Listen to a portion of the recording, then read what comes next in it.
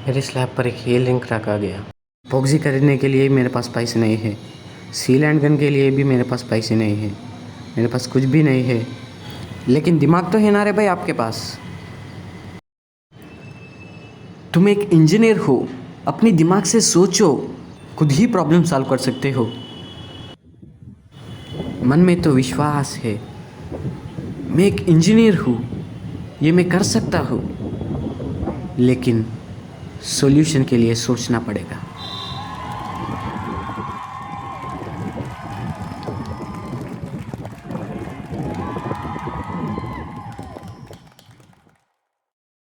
पहले मैं चाक पीस से ये मार्क कर रहा हूँ ग्रू कट करने के लिए।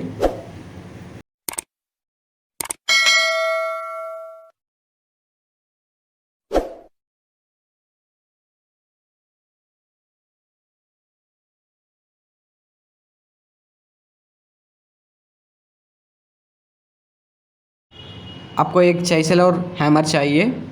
ये तो राउटिंग एंड सीलिंग मेथड है।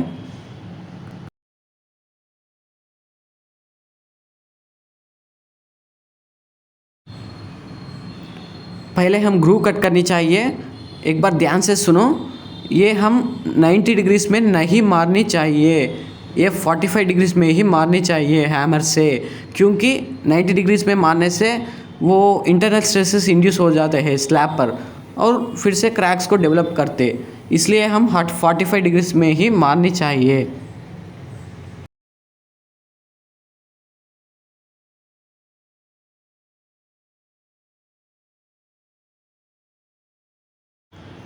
वन इंच विड्थ और हाफ इंच डेप्थ से ये ग्रू कट कर दो।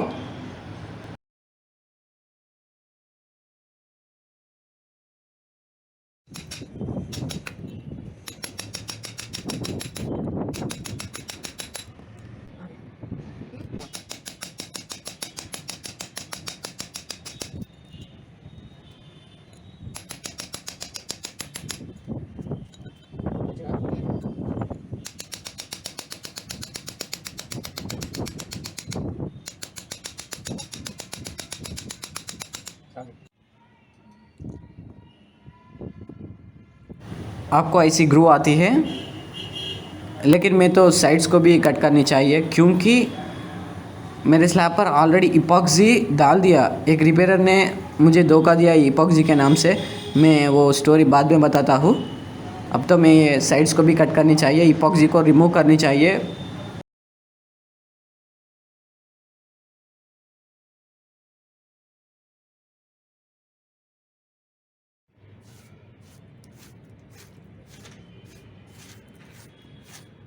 मैं तो ग्रू कट कर दिया। अच्छी से ये साफ़ करनी चाहिए एक ब्रश से।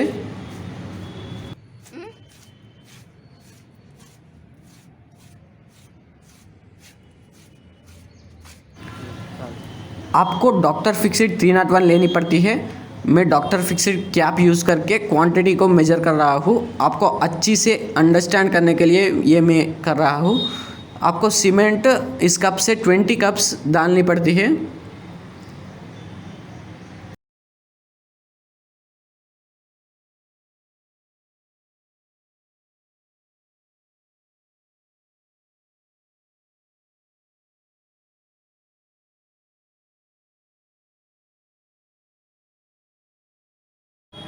ये तो 1:1 रेशियो है सीमेंट और सैंड का। आपको सैंड को भी 20 कप्स लेनी पड़ती है। सैंड तो बहुत इम्पॉर्टेंट है। सैंड ऐड करने से सीमेंट नई स्ट्रिंग हो जाती है और हम क्रैक्स को भी प्रिवेंट कर सकते हो। आपको अच्छी तरह से मिक्स करनी पड़ती है। मिक्स करने के बाद आप 301 डॉक्टर फिक्सिड 4 कप्स ऐड करनी पड़ती है।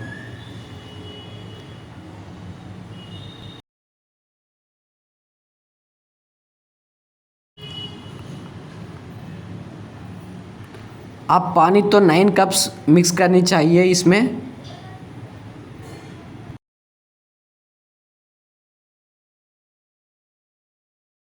मैं तो ये अच्छी तरह से मिक्स किया और ये बॉटल ले लिया हूँ मैं। इस बॉटल पर ये मटेरियल फिल करता हूँ।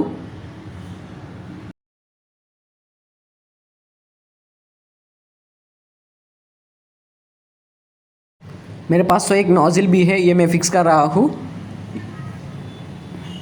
इसको मैं एक सील एंड गन तरीके से यूज़ करके ग्रूव फिल करता हूँ, इसलिए इंजीनियर को टेक्निकल पर्सन कहते हैं। वो केवल अवेलेबल रिसोर्स से ही उनकी टेक्निक्स से सॉल्यूशंस फाइंड करते हैं। हम ऐसे डालने से वो ग्रूव अच्छी से फिल करके क्रैक भी अच्छी से सील हो जाती है।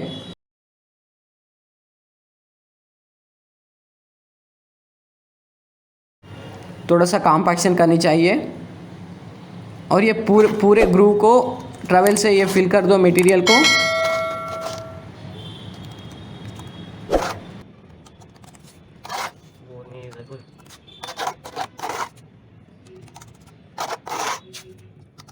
ये मटेरियल फिल करने के बाद ब्रूम स्टिक लेकर अच्छी तरह से कॉम्पैक्ट कर दो। ये कॉम्पैक्शन करने से एयर को हम बाहर निकाल सकते हो, रेन वाटर अंदर नहीं जा सकते।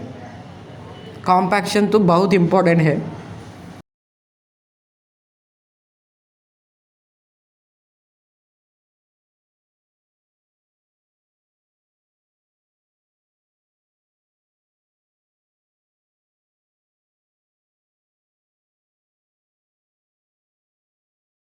अब ये काम तो हो गया।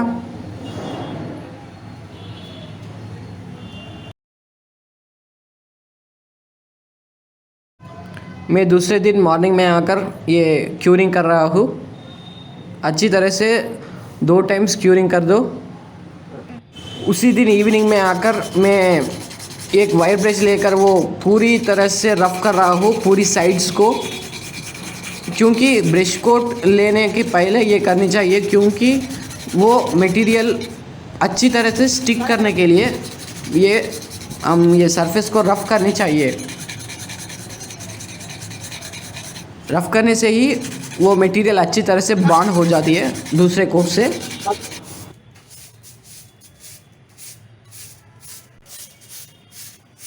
क्लीन करने के बाद स्लैब पर पानी डालो, क्योंकि वो मटेरियल से पानी नहीं ऑब्जर्व करने के लिए। ये भी पहले जैसे सेम रेशियो और सेम क्वांटिटी है, लेकिन पानी को 2 to 3 कप्स एक्स्ट्रा ऐड कर लो, क्योंकि वो ब्रश से अच्छी तरह से कोट अप्लाई करने के लिए।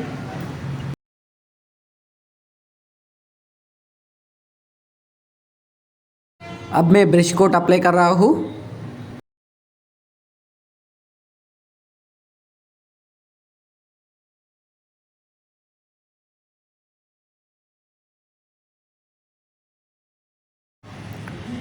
थर्टी मिनट्स के बाद फाइनल कोट डालो ऑपोजिट में।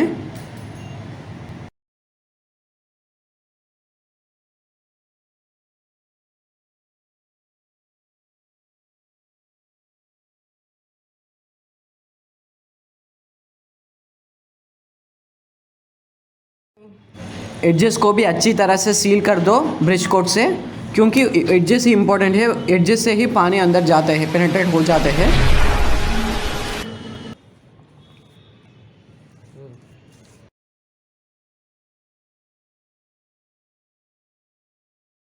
अब मैं तो करवाया था।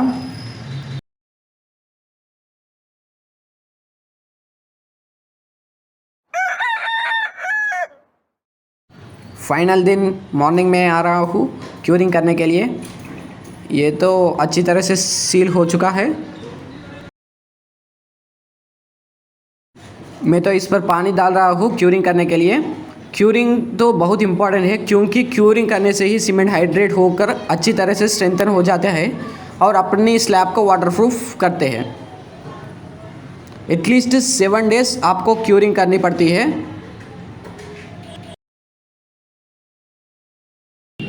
इंडिया में ज़्यादा से ज़्यादा रिपेयरों को प्रोसीजर नहीं जानते, वो केवल मटेरियल की जानते। वो आपको बोलते हैं भैया मैं ये मटेरियल यूज़ करता हूँ, मैं वो मटेरियल यूज़ करता हूँ, मैं इपॉक्सी यूज़ करता हूँ, उसके बाद का मटेरियल यूज़ करता हूँ, लेकिन उनको मेथड ऑफ एप्लीकेशन ही नहीं आती। उस पर वो स्किल नहीं है, उस पर वो नॉलेज नहीं होते उनके। मेरे स्लैब पर भी एक हेलेंड रखा गया।